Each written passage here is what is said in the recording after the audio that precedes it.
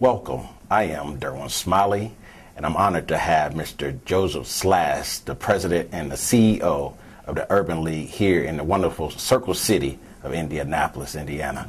Mr. Slash. Well, thank you, Derwin. Nice to be here with you today. Yes, sir. It's an honor. I thank you for clearing up your schedule to come and be on the show with me. Can you tell me, who is Mr.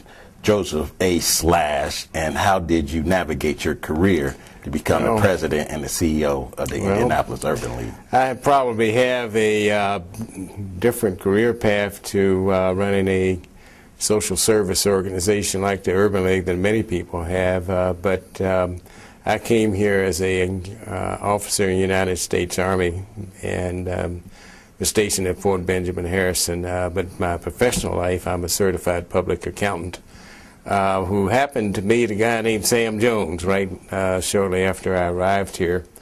And Sam told me, Urban League needs you, and I'm going to make sure you do the right things and meet the right people around here. And so I became a volunteer for the Urban League and was one of the first board members under age 30, along with another person, and stayed with the organization as a board member volunteer throughout the different paths of my career. I think many people know that I became the first African-American deputy mayor of Indianapolis back with Mayor Hudnut, and stayed there for several years. Unfortunately, I had to give up my seat on the Urban League board, potentially a conflict of interest, but stayed involved as a volunteer. And then when I left the mayor's office and went to Indianapolis Firelight as a vice president, I was able to rejoin the board of directors of the Urban League and was involved with helping to raise the funds for Sam to help build that building that's now the Sam H. Jones Indianapolis Urban League Center in downtown Indianapolis. So guess you could say I had a different path to running the Urban League, but I've been a part of the Urban League movement since meeting Sam Jones not long after I came here. So once you became the CEO and president of the Urban League, do you think, was it rougher back then? Well, let's put it this way. It seems like every job I had, starting with being deputy mayor, I had a much larger budget to work with than I have, and I also had many more people who worked with me than I have here at the Urban League. So it's a real challenge to continue to spread the message and raise funds to support not-for-profit organizations. I don't know if you saw recently where private philanthropy gave $21 billion less across the country to support not-for-profits last year. But unfortunately, when we have a down economy like we've had, the demands for services from people in our community are just sky high. And unfortunately, we are having to turn people away that we otherwise would like to be able to serve. We've got waiting lists for things that just seem to get longer than shorter. So there's a real challenge to be able to raise the funds and keep a talented staff and provide all the services necessary in our community. You know, one of the things people older generation remember the Urban League as being part of the civil rights movement. Well, there still are civil rights and race relations issues out there. We're very much a part of it. And so the work of our organization, though it may not get the publicity it used to get, the headlines of the civil rights years, we're very much still engaged in civil rights and race relations issues. Can you tell the viewers, what is the Urban League? Because I think sometimes it get caught between the NAACP and I get asked that question a lot, but the Urban League is a social service civil rights organization. Our mission is to assist African Americans and other disadvantaged individuals to achieve social and economic equality. And we carry that out through 5 major strategic initiatives, the most important of which is education and youth. and among those 5 is also still civil rights and race relations. But we focus mainly on youth and education with our young people today as being our civil rights issue of the 21st century. So can you tell me what major, I know you said education, is there any other major civil rights issues that the Urban League is faced with today? Well, we still are faced with employment situations where people feel like they are not provided equal access to job opportunities and growth. We see more discrimination in housing than you might imagine, particularly in apartments, where people are not necessarily denied access to the housing, but are racially harassed or are harassed because of their race or culture. There's a fair amount of those, and fortunately we've got very strong working relationships with the U.S. Department of Labor, Equal Employment Opportunity Commission, and the Indiana Civil Rights Commission to work with us on getting these people the proper help they need. We have to take a break right now, but stay with us. We will continue our conversation with Mr. Joseph A. Slash.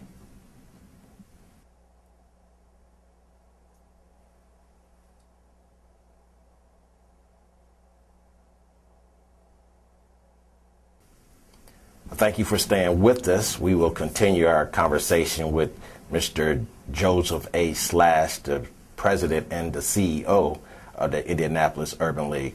Mr. Slash, before we went to break, we was talking about the civil rights issues that the Urban League is faced today, and you was talking about discrimination in the housing. Right. And it boils down to sometimes families of color move into a suburban situation, or particularly a racially mixed couple or family are finding themselves being harassed based on where they're living. And we've worked with communities inside and outside of Indianapolis to alleviate these situations. I'm having a conversation with a family in Franklin, Indiana right now, and we're going to probably work through the Civil Rights Organization, Civil Rights Commission in the state of Indiana, who's been very helpful in helping us iron out these. And surprisingly enough, the other situation we get involved with is what we call disparate disciplinary practices in our schools, where you have a black kid, white kid get in trouble for doing the same thing, and one gets less punishment than the other. You know who gets the stronger punishment, and that is known as disparate disciplinary practices. And there is a section of the Indiana Civil Rights Code that was specifically enacted to deal with that. And school districts are very aware of this and are wanting to do the right thing, but there are still some isolated situations in communities outside of Indianapolis where this still happens, and so we're there to work with them. I had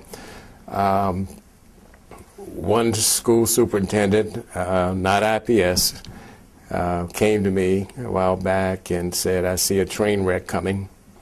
I've got a rapidly changing demographics of my student population, but I've got an upper middle-aged white teaching population that is not going to turn over rapidly enough for us to have a diverse faculty that I'd like to have. What can you do with us? Well, we work with that school district and their teachers and administrators and put together a culture and diversity and cultural plan, and basically help them create their own cultural competency programs so that we could help them train teachers on how to deal with people who don't look like me or them in their case. And that was a very proactive way that I'd like to see this happen, is where they recognize what situation they've got and come to us for help to manage through it.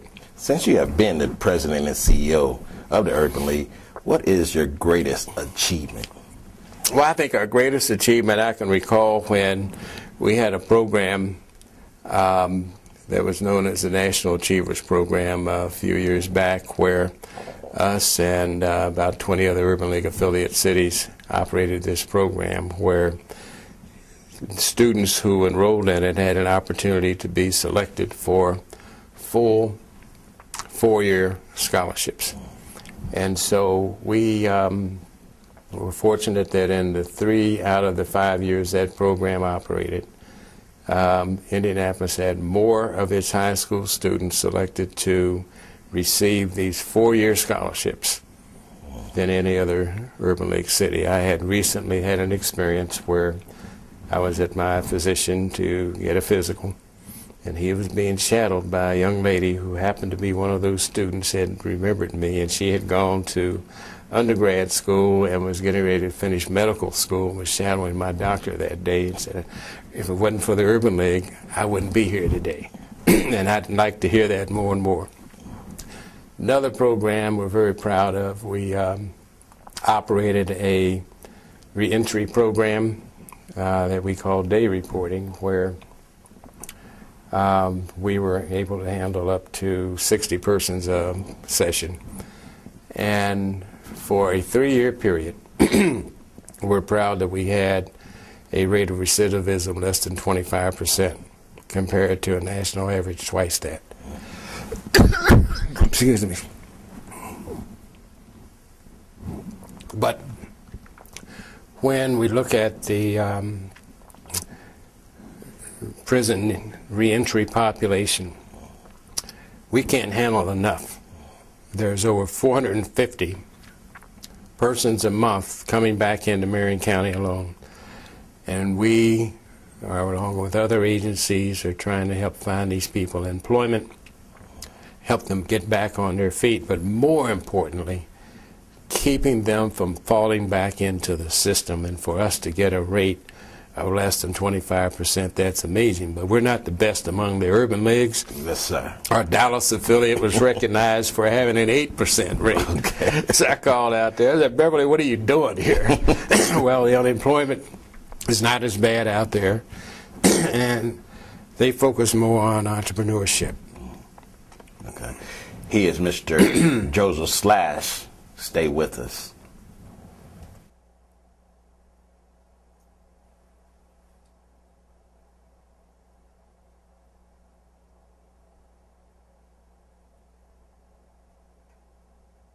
Thank you for staying with us. We will now continue our conversation with Mr. Joseph Slash, the president and the CEO of the Indianapolis Urban League. Before we went to break, you wanted to go into the educational piece and a different program. Yeah, I was going to extend it based on the program, the National Achiever Society program we had. Those Urban League affiliates that did participate in that, we worked with the National Urban League and created a curriculum for the second evolution of that, which we now call Project Ready, which doesn't have the scholarship component, but we do much of the same things with kids to assist them with their education, to prepare them to stay in school, improve their standardized test taking, and other words, providing what we call wraparound services to the young people and their family. And to that pilot group of kids, we started with when they entered Tech High School as freshmen. Okay. We enrolled, I think, a little bit over 170 young African American and Hispanic males, and of the group that initially signed on to that program, this past spring, we graduated, or not we, but 93% of that group of young men graduated from high school. Now that's compared to a overall graduation rate within IPS of 48%. Why are you so passionate about education? Well, my father was an educator. Dad always, in fact, he was a math teacher. We have a saying in my family, if you're not good at math, you're not a slash. I was a math teacher also. And I always tell people, you want to talk to the brains of my family, talk to my baby sister, who is a master certified financial planner. But and we were passionate about learning.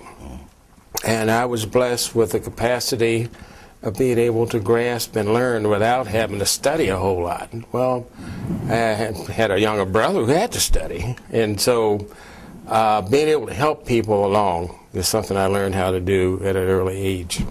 And not let a failure, not let a friend fail. I had a friend who tried to drop out of school on me, and I said, I'm not going to let you fail. And he went on to finish, got his degree in accounting like I did, also became a commissioned officer. So I've got this passion for everybody to help somebody. And if nothing else, the Urban League is there to help somebody and to help that kid achieve a quality education. So with this program now, we operate Project Ready in 4 high schools, but unfortunately not back at Tech because I don't have the funding. So it's been easy to find additional funding to get in some schools, but overall funding, we'd love to be in every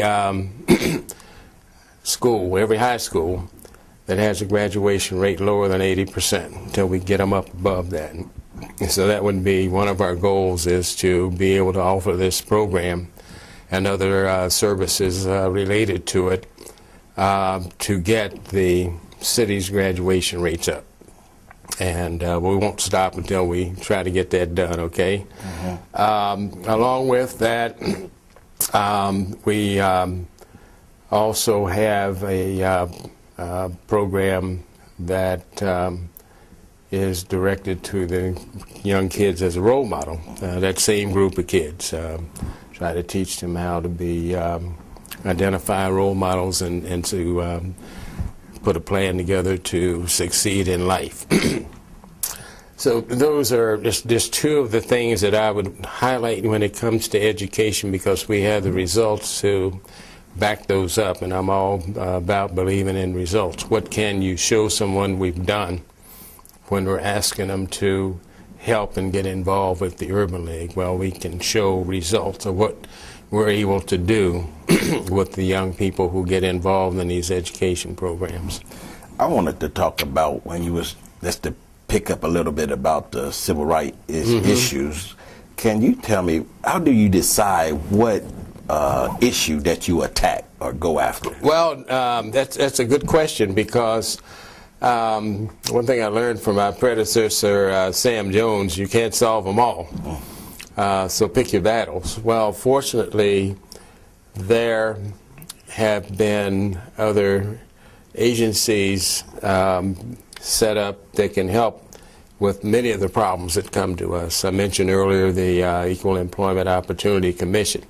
So on many job-related situations that I get calls on, there are things that I can refer there and work with that organization to get it resolved.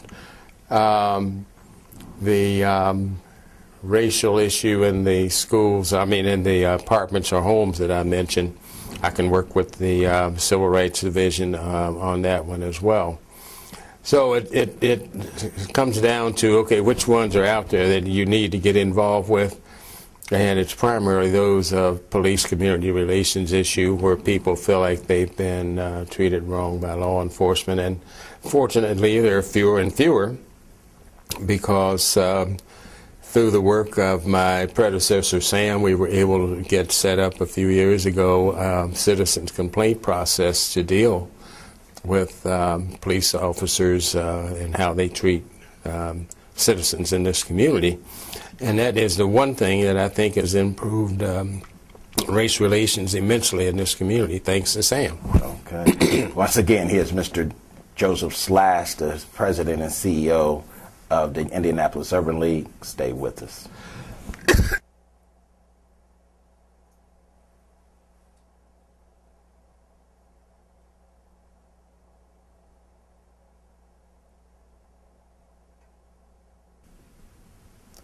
Thank you for staying with us. We will bring our conversation with Joseph A. Slash, the president and CEO of the Indianapolis Urban League. In this last segment, I want to talk about what does the future hold for the Urban League.